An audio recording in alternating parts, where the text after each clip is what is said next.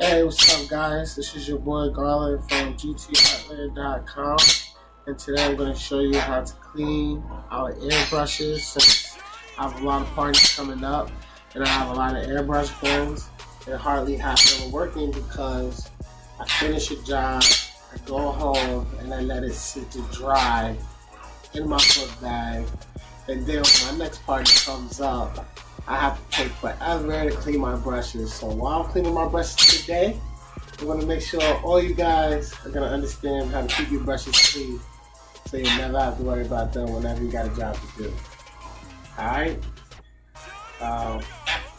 Check in. Okay, now listen, when you first clean out your airbrush, first thing you want to do is take the whole airbrush apart.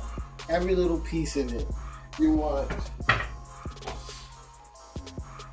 to take the springs out, the push bar out, the back piece off, the needle holder off, the handle out, the piece that presses the air out of the gun should come out. Make sure there's no debris around the tips. Make sure your rubber gasket is on the top of it, because that's what holds your air together and make everything flow. And when you take everything apart, this is what you have. You have the carcass, the body, the fossil. And what you want to do is make sure that everything in this part is clear of anything, any debris. Go look through it in the light. Make sure you see through. Make sure you can see through from the front and from the back. Make sure this hole is clear. Make sure this hole is clear. Make sure this hole is clear. Make sure you can see through the whole thing. If you cannot see through the whole thing, you're in for a lot of stress, time, and misery. But you gotta take one step at a time, so make sure you do it right. Took your whole gun apart. You can't see through the gun. It's very dirty. Just nothing is working right. Nothing is together. My first suggestion would be, if you have any older guns that you gave up on, you should never throw them in the trash. Save all the parts, because you might need them for a situation like this one. So first thing you want to do is get your needle and look through the gun. You can't see nothing through it. You can pour water on it. See if any water comes out of the tip. If this one is working fine. But if it wasn't coming out, then you would just run water and stick this through until you can see all the way through. You can also take these two off too if you had to.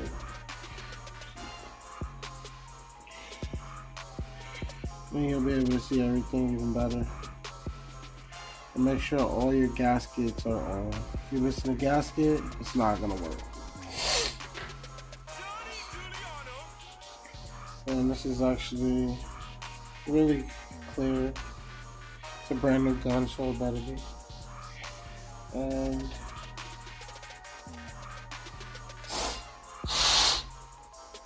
blow it like a trumpet.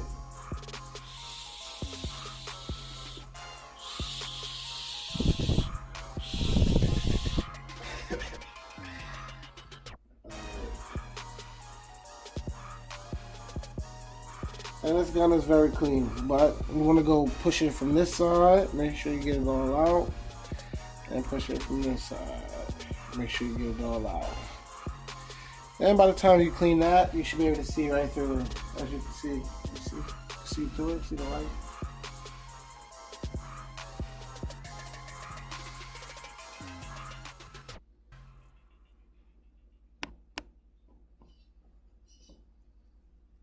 Perfect.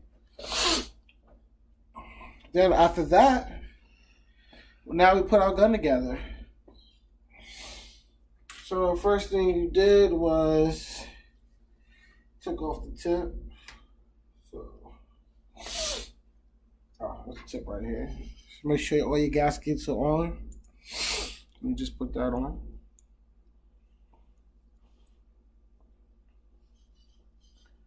Make sure it's hand tight. Don't use any tools. We're gonna strip it.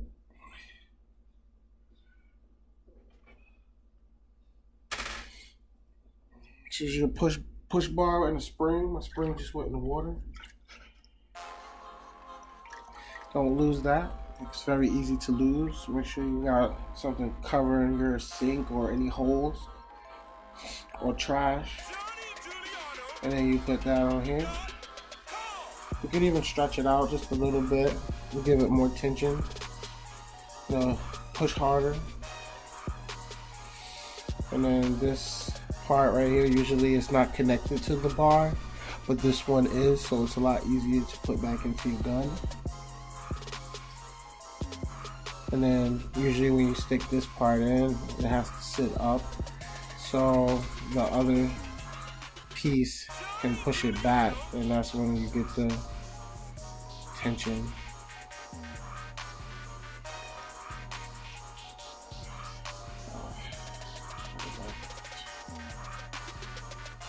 Okay, well, that's it.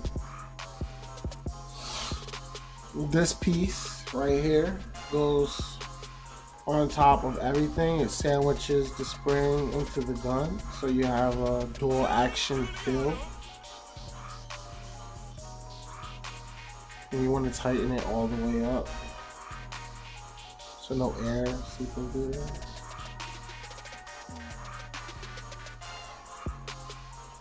Alright, you have full tension.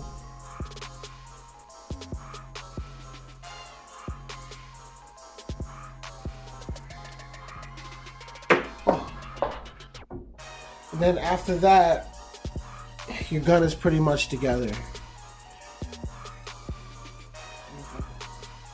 You probably can't see through it by that point because you have really tight holes. This right here, if you pull, you should have some tension.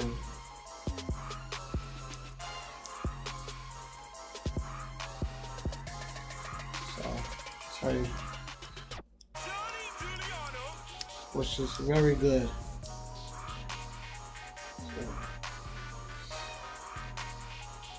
Now next, we're going to install a needle. Make sure the needle's clean without any debris. You slide that right in, all the way till it reaches the front. And if you don't see it, then you can actually take this tip off.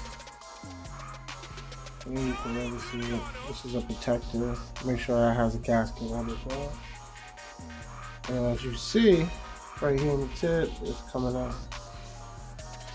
That's a good sign.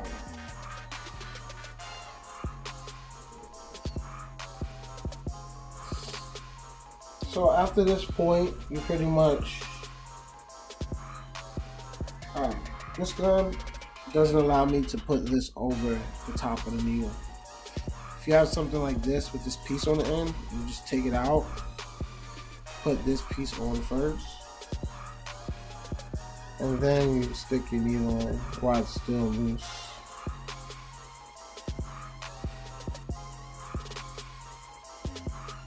And then you lock the needle in the gun. Oh, we forgot to put our handle in, so we'll be right back. Okay, yeah, it wasn't as bad as I thought. So what you need to do is just pretty much get your handle now. Make sure everything is still together, closed properly, and all you do is pull that piece back, or you can put this part on here, the screw like I said before, and then just pull it back and put your handle in, because that is what the needle is going to be using as control, as you can see here. And now I have a dual action handle. Last but not least, stick the needle. Make sure this isn't loose. Stick the needle on the gun, tighten it up. And now you have a fully functioning airbrush. But we have one more step to make sure it's really fully functional. And that is to put the first piece you took out on. And make sure your gasket's on, because this is your button. This is what's going to release your air through your tube. Stick that right where it belongs, screw it in. And everything should be hand tight, no wrenches. So you can be able to take it apart if you had to in an emergency. Put your back piece on if you have one. Sometimes I don't even use it, but sometimes it's good to have. When you're trying to look professional, like save your hand from getting rubbed on. And we're gonna hook it up to some air supply.